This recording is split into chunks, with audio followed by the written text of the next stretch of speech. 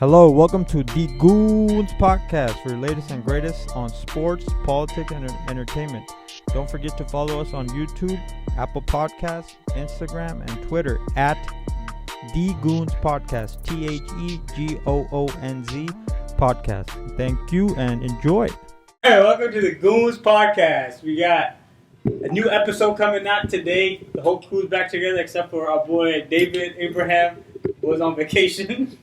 Just like the son is on vacation every 2 weeks, my boy David's on vacation every 2 weeks. Yes, sir. But we got Tommy back, Jericho, aka Jericho, my bro, big bro, executive producer himself, and then Mr. Handsome Sasadiki sitting in. So Mr. Handsome. All right, bet. So we're gonna start off with the NBA, and we're gonna get into the bubble, man. Damian Lillard, 61 piece. On was the Mavericks, right? Yeah. Boy, it's nasty, man. That game was crazy. That game was pretty. Probably the game of the bubble so far. Hey, shout out PG, shout out Pat Bev. Apparently they made up though, man. And shout out Skip Bayless. It was fake beef. Oh my god. They made up because I think PG said something about Damian's sister or something like that. Yeah, the family got involved, yo. Damian Lillard's sister started talking a lot of ish about a lot of different things, and then what ended up happening was PG's baby mama, she started like commenting on it and started calling like her a hoe. Also, it was just all sorts of drama. Bro, hey, though it's called the bubble drama, man. Hey, I'm telling you, crazy, bro. COVID get into their head, man. Bro, I mean, yeah, bro, they're locked in. They're locked in every day. They have to see each other's face every single day. That's what I was saying, bro. Like, you talk shit, you go into walk the streets of Disney World, you're gonna see them. Yeah. You're gonna see them at lunch. Imagine being a grown man at Disney World. By yourself. Hey, lucky though, bro. Like they have a resort, so I mean, they got grown men things to do, like fishing, golfing. Man, they're not tripping, bro. But what Pat Bev and Markieff Morris were doing on the sideline, that was just extra, yo. Yeah. You know what I mean? Yeah, like you don't need to do that. Bro, Lillard choked. He missed 2 free throws, man. He did. He missed 2 free throws. Bro, how you throwing signs up at Lillard, man? Yeah. Come on, I just don't like that Pat Bev does it because it's like. I mean, I don't want to say that like you're not good because I'm sure he's good at what he does, but it's like, bro, Damian Lillard is literally better at basically every part of the game than you. So it's like, shut up, bro. But that's what that lives for. That's probably why Dame was annoyed. That's how he made it to the league, bro. Yeah, that's probably why Dame was annoyed. It's like, bro, you're trash. Shut up. But yeah, do it on the game court. winner over him and Paul George. Nah, but do it on the court, yo. Like, why are you doing it on the sideline? You know? Yeah. Well, he was hurt.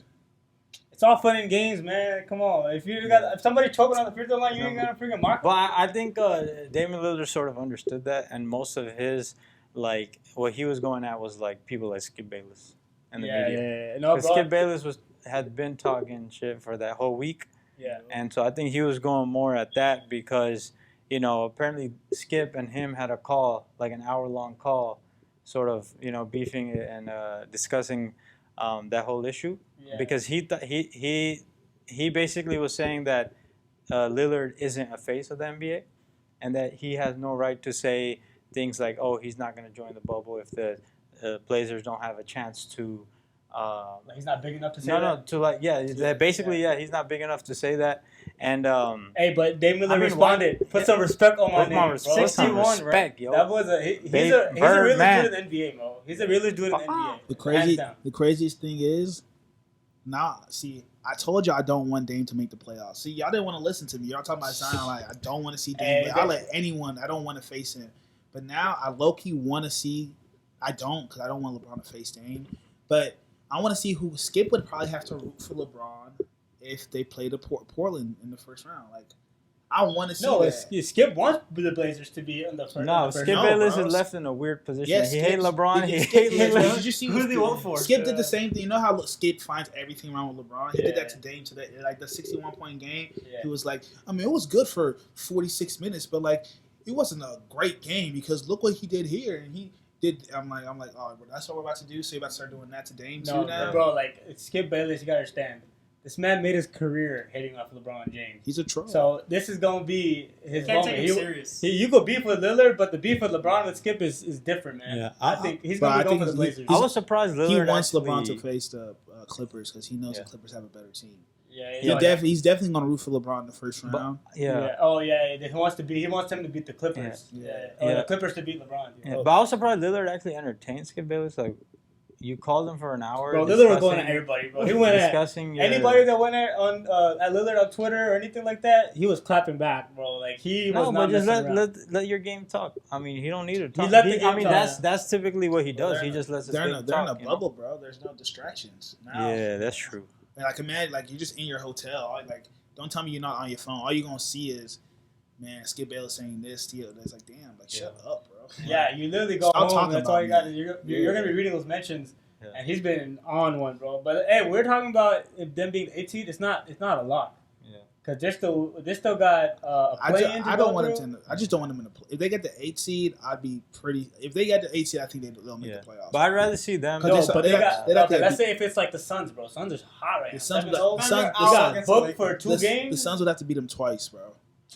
And bro, they got Devin Booker. They have playing, bro. I'd rather see Blazers. I'd rather see Blazers. Devin Booker's I'd rather see the Blazers too, but I'm saying it's not a lot that they're gonna. No cap.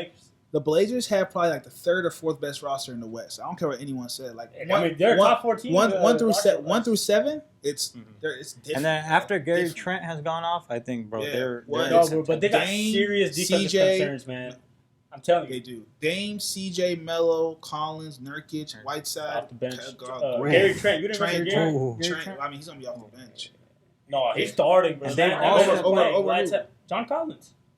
They're going to go. It depends who they play. They don't want. They're Lillard, CJ. They told Melo they don't want him at the 4 no more. Melo? Yeah, Melo's not. Melo, they don't. They took Melo out of the 4 now. Oh, I would bring Melo off the bench. The way Gary Trent's been shooting, bro, he shoots 60% from 3. He's had like 2 bad games in a row, bro.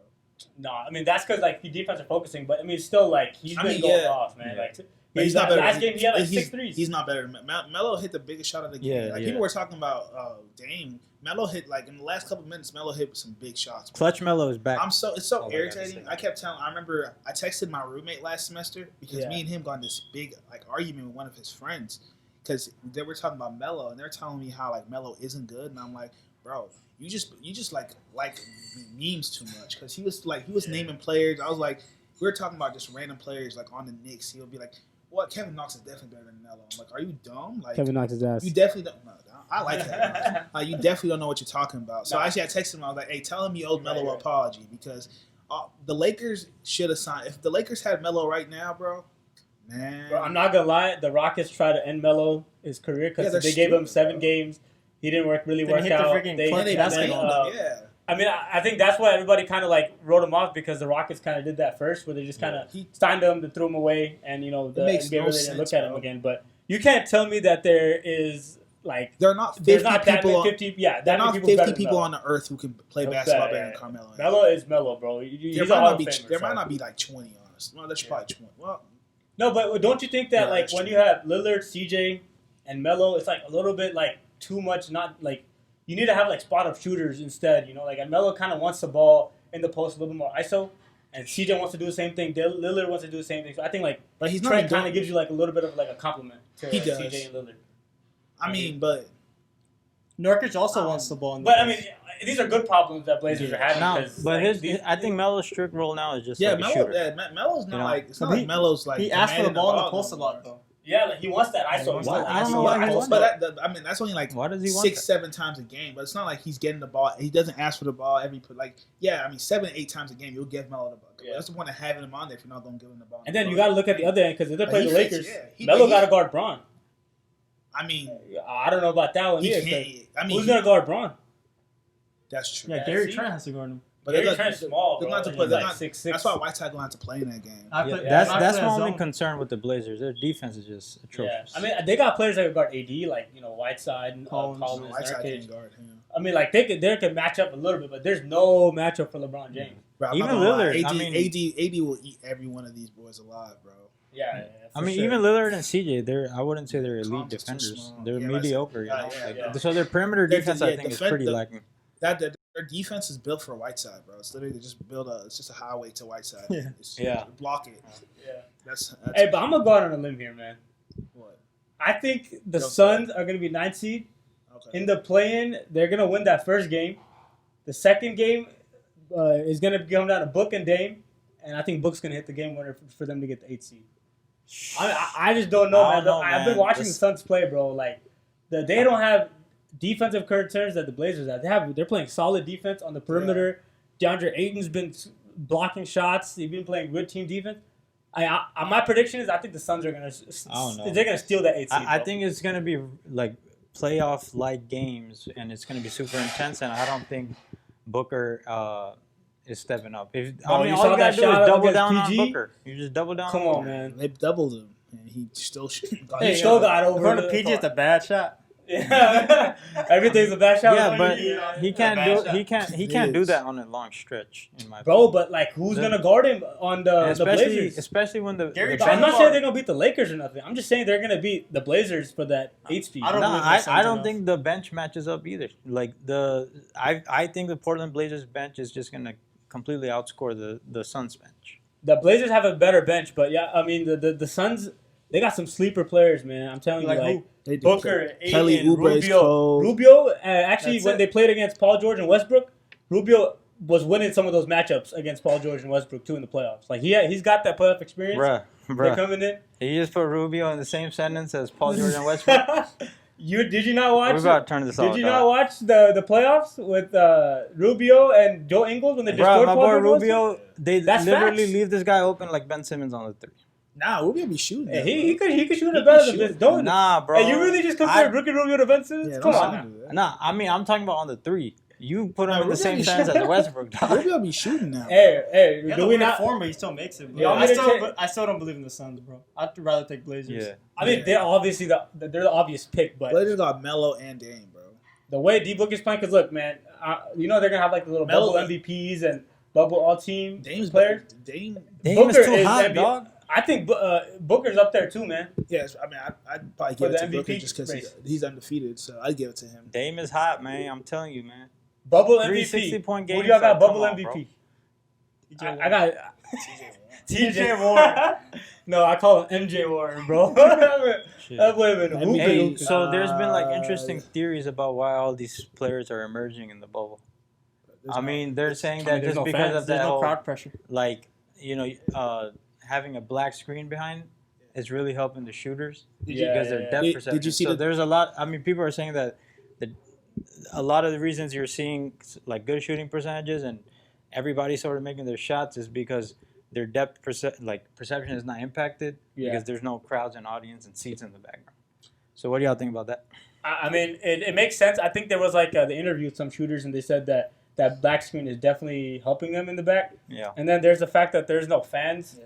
So it's like you're really playing in an empty gym. So like there's not that much pressure on you as a shooter because a lot of the basketball is rhythm. It's about momentum. Yeah. It's about, like shooters, they go off that momentum and like fans can really change the momentum, like the atmosphere you're playing if you're playing away games and things like that. So, I mean, it definitely, there's going to be better shooting, but I think overall, like everybody's going to be better. Yeah. So if you're still doing good, that means you're good. Like TJ Warren playing good, Lillard playing good, Booker playing good. It's not like an anomaly, I mean, it's sort of like... I think they had 3 months to get off and work on their game. Yeah. So, I'm PJ, bro. Like, he went from 7 points to 24 points, averaging 24 points just because that 3-month break. You could tell he's been working on that jump shot and stuff, so... Yeah, I mean, it seems like they're comfortable in the setting because it's kind of similar to where they practice at in the practice facilities. Yeah. Where it's like that closed gym style. So I think that's where these players are getting a lot of comfort because